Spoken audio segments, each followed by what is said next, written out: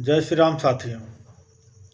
आज supreme court में UGC के नियमों को लेकर के सुनवाई हुई और सुप्रीम कोर्ट ने कहा कि यूजीसी के जो नए नियम केंद्र ने प्रतिपादित किए हैं वह सवर्ण छात्रों के लिए अहितकारी और भेदभावपूर्ण है। तो सुप्रीम कोर्ट ने अपने स्थगन आदेश को जारी रखा है और कहा है कि 2012 के जो नियम थे वही यथावत रहेंगे और केंद्र सरकार को सुझाव भी दिया है कि नए नियम फिर से बनाए जाएं जिससे किसी के साथ भेदभाव ना हो। अब यह बात आती है कि सुप्रीम कोर्ट में केंद्र सरकार के वकील क्या कर रहे थे। तो साथियों, अभी केंद्र सरकार इस मामले में बैकफुट पर है।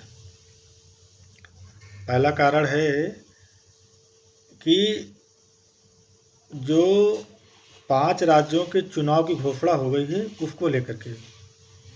दूसरा कारण है कि जो सवर्ण समाज के लोग हैं इसका विरोध भी किए, तो उन्हें सवर्ण समाज के विरोध को ज़्यादा सीरियस नहीं ले रहे हैं, लेकिन जो 5 राज्यों में चुनाव है उसको सीरियस ले रहे हैं, इसीलिए बैकफुट पर है।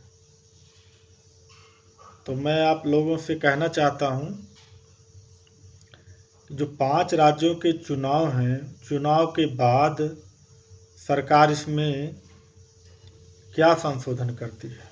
हो सकता है सुप्रीम कोर्ट के जो आदेश हैं उसको पलट दे और नया संविधान में संशोधन करके जो अपना गाइडलाइन है उसको जारी रखे।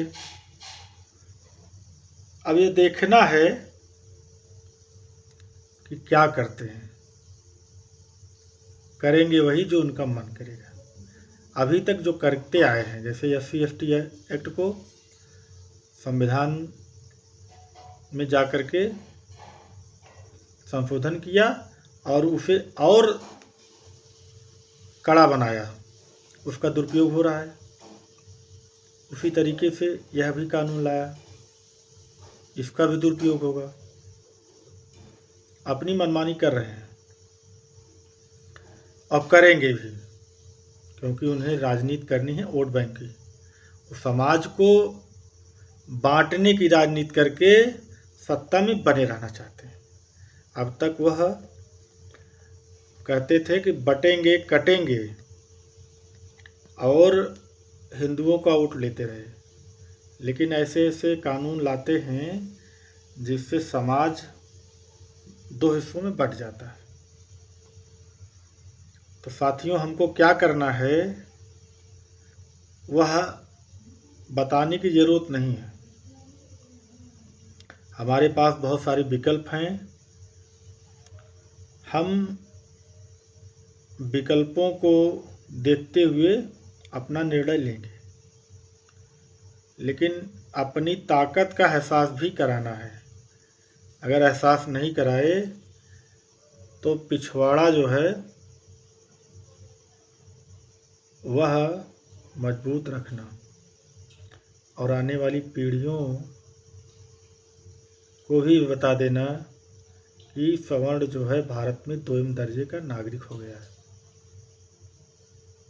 चलता हूँ, फिर किसी मुद्दे पर बात होगी। जय श्री राम, जय परशुराम।